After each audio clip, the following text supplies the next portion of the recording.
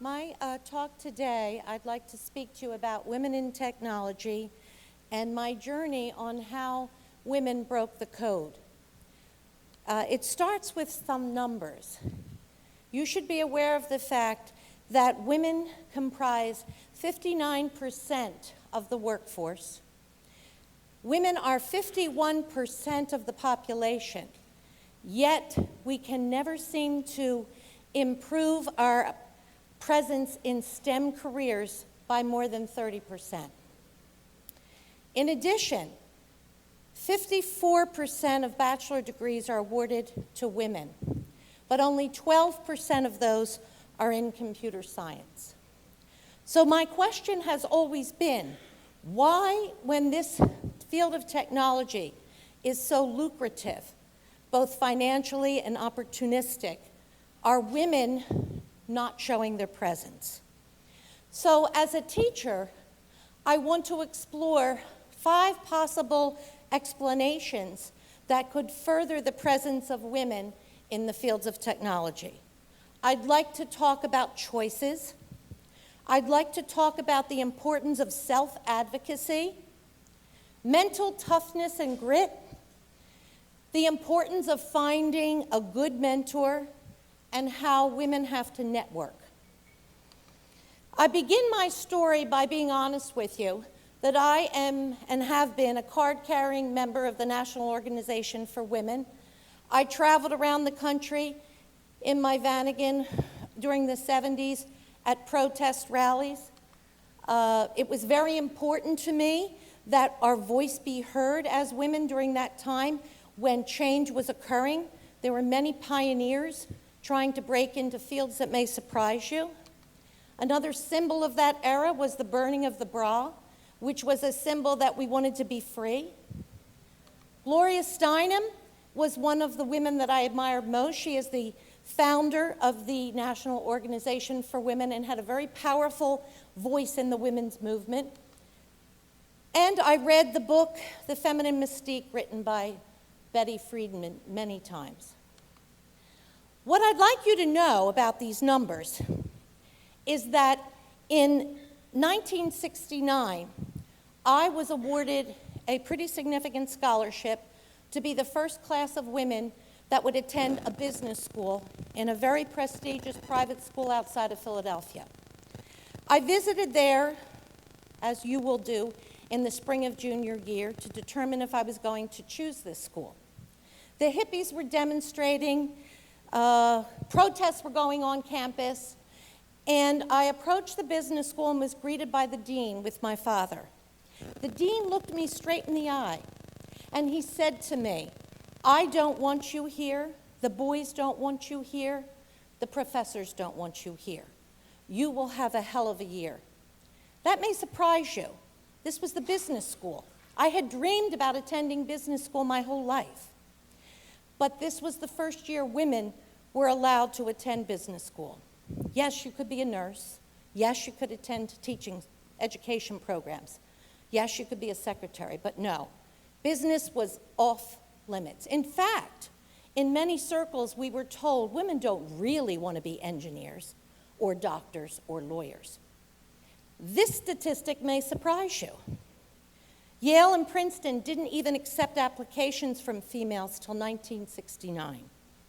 Brown, 71, Dartmouth, 72, Harvard, 77. Oh yes, they wanted you to attend their sister school, Radcliffe. Columbia was 1983. Cornell was a little bit earlier, 1970, maybe earlier, and so was Penn. When asked why they didn't accept women into the Ivies before this, the Ivies commented. They said, "We didn't want to lower our standards." That still rocks me to the core. They said it was tradition that men attend colleges for engineering and science and to be doctors and lawyers and business. So, as a result, I really have always hated the word tradition. And I feel that it sometimes hides behind an unwillingness to change. My path diverted after that experience, partially because of that experience and partially for other reasons. I ended up going to work in 1972 for a large mainframe computer company outside of Philadelphia. Large mainframe computers were very expensive, and the sales force was dynamic. They had to convince businesses that they needed these multi-$100,000, million-dollar machines to increase their productivity, and it was an arduous task. But it was an exciting time to be involved in that. Can you imagine? The U.S. Census Bureau had to be convinced that they needed a mainframe computer. While I was working there in 1973, there was a breakthrough. They decided to hire a woman sales rep. She carried around a very large briefcase, and she was expected to sell $300,000 a quarter, just like her male counterparts. There was much skepticism about her performance. Her name was Corey. She had a sassy ponytail. She was like 6'2", and she did awesome. And as I watched her, I said to myself, women are making choices now. Women have choices, they're seizing them. Instead of selling perfume and cosmetics, she chose to sell mainframe computers. And the barriers continued to fall. However, I will tell you, just last year in my computer science class, there was a discussion about the Defiant Girl statue on Wall Street. Some of the students in my class felt it was a meaningless, frivolous symbol. Others thought it really stood for something. My personal stance was, I'm not big on symbols anymore, I want action. And so we talked a little bit about what companies should be doing to improve the presence of women in technology companies, in finance firms, etc. But a girl raised her hand, and she said to me, in quite an articulate way, she said, Mrs. Bechta, you've lived here a long time through this, but I never even thought I could be sitting in a computer science classroom and be considering majoring in computer science. So that symbol is everything to me. And it reminded me that choice. We must always remind our girls that choice is important, and you should stand by your choice. The second story I'd like to tell you is about kind of a combination of mental toughness and self-advocacy. I met this girl on the right in 1975. She was about 16, and she was the fourth in a family of 6. She was the first girl. Her father died in 1975, and her mother was a stay-at-home mother. She had 3 older brothers who all wanted to be engineers, and she was really a star in math and science. She confided in me that she wanted to be an engineer, but she had no encouragement. No encouragement from her mother or her school. They were telling her to do something else.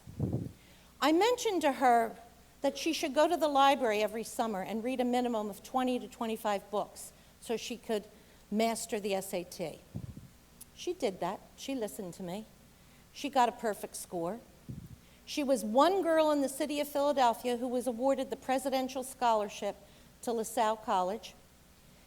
She majored in math and computer science, and she did so well there that she was awarded a fellowship to Duke University to get her PhD in electrical engineering.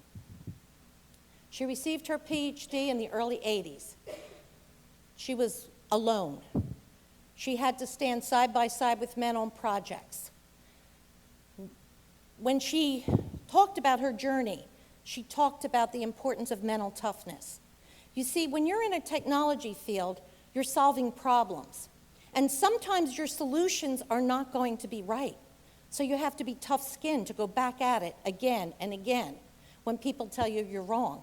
And if you can imagine being the only woman on a project team, you have to be really mentally tough and have a lot of grit. So not only did she have mental toughness and grit, she was a self-advocate. She is the one who drove herself to get her PhD in the early 80s from Duke. And she is now a professor and director of computer engineering at a large public university. She happens to be my sister-in-law, Dr. Joanne Bechta Dugan.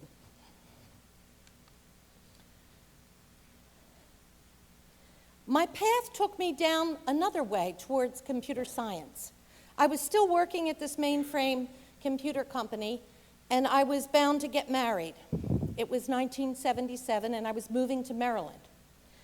The person who I worked for called me in, and he said, "Would you like to interview for a job down in Maryland at the Computer Science Center?" He said, "You see, I sold them their first mainframe, and I put them on the map." I said, "Sure." So I took my interview. At the time, the Computer Science Center was a dilapidated building in an off part of campus. It was a major in its infancy stage. And I walked into this big office, mahogany desk, leather chair. But remember, I was now 25. I was not the 17-year-old that was going to be intimidated. And I said to this doctor, I said, "I understand we sold you the first mainframe here." He shook his head. He said, "Yes, and I owe Carl something." He said, "So I'm going to ask you an important question." I said, "Go ahead." He said, "What kind of job do you want?" I gulped. I thought to myself, I think this is an important question. And I began to advocate for myself. I said, "I want a full-time salary with full-time benefits, but I want to go to day school to finish my degree tuition-free." And he leaned back in that brown leather chair, he put his hands behind his head, and he said, "I can do that." I will tell you that never again did anyone ever ask me that question. So am I glad that I self-advocated? You bet I am. I ended up working down in the lower, they used to call it the dungeon, with all the PhD candidates and graduate students who were working on computer software, cutting-edge computer software. They were trying to be the first university that would develop a word processing program. And we were working hard. They worked 24 hours a day, so it was easy for me to get my hours in. And what they asked me to do, they said, "Will you be the liaison upstairs with the undergrad and graduate students and help them debug their programs? We don't have time for it, but if you get stuck, come down and we'll solve the problems." So that's what I did for 2.5 years. I surrounded myself with some of the brightest computer scientists in the country. And in 1979, it was Microtel International that came out with WordStar. And we missed by that much. But I will tell you, it was a fascinating time to be around technology. There was one woman programmer, and I worked closely with her. I realized at that moment that I had the choice and the opportunity to be a programmer. I was around the brightest and the best. They wanted me to be. But after I took a psychology course at College Park, I decided that I wanted to be a teacher. I owned that choice. That choice was mine, despite the fact that I had opportunities in other fields. So the lesson here is when you're asked something, be empowered enough to ask for what you want. As teachers, we need to give our girls an authentic voice. We need to encourage them to speak up. We need them to share their opinions. We need them to speak out on issues that are important to them and to be passionate. The last thing that I think we need to do is we need to instill in our students, men and women, the importance of mentors. And when I ask you, well, what kind of a mentor do you want? You need to be able to answer that I want somebody who's going to challenge me. I want somebody who's going to put me shoulder to shoulder with a male in this programming class and let me earn my success. I don't want somebody to tell me, "Oh, you're doing great. Oh, keep trying." I want to compete, I want to earn it, and I want to be the best. My experience with a mentor was in 1979 when I finished my teaching degree and I was set out to do my student teaching. I had this experienced teacher who was very nice, but he was very tough. Every morning he wanted the lesson plan on his desk, and he had me teach all his remedial classes with discipline problems. I was fine with that. I learned. And when I had an automobile accident in February, I broke my left arm, which is my writing arm, in 3 places. When I returned, because it was a very bad snowstorm, he snapped at me. He said, "I hope you still realize you will be putting those lesson plans on my desk." I was a little taken back. He was such a nice man, and those words were so harsh. But I did it. I went home and I hunt and pecked every night, and he made me earn that. He said, "You know, you can come back in the fall and get your degree then." I said, "Oh no, I finish things that I start." I appreciated everything he did. He said to me, "It's not about what you teach, it's knowing how to teach." Coach V was. He taught me that. You can learn how to be all these things from a mentor who might be a coach, a parent, a teacher, but you have to learn it. I once met a woman. She was a very young CFO for a firm in Washington and later a CEO on Wall Street. I happened to be tutoring her son. I was fascinated by her. I said to her, "How did you get here so quickly? Was there a strategy you used?" She said, "My father, from the age of 7, sat me down and we played chess every single night. And in the beginning, he was teaching me strategies and problem solving. But by the end, we would discuss who won and what strategies they used." She said that single-handedly prepared me, plus her Williams education, for the job she had. So I challenge teachers. I am a teacher of technology, and every day I look for these invisible signs that I see on students' shirts. Sometimes they say, "Am I good at this?" And I have to be able to know they need encouragement. Or, "Can you find my errors?" And I have to say, "No, that's part of the job." Or, should I take another class in this subject? And if they're good, I need to say, "Yes, you're really good at it. You're really good," because you never know. About 10 years ago, there was a boy in my technology class. He was sitting right in the front row. Had him for 2 years. Very quiet. And one day he answered a very complex question. And if you know me, I sometimes do. I jumped up and I pointed at him and I said, "You are really good at this." And he cowered, and I felt bad. I thought, well, maybe he didn't want that noticed. He graduated, and a week later, I got a letter in my mailbox. The letter said that I was the first person that ever told him he was good at anything. And at that moment, he decided that was going to be his major in college because he knew how good that felt, and he recognized that he really was good at this. That's when I knew teachers can make a difference. Read the invisible signs. Thank you.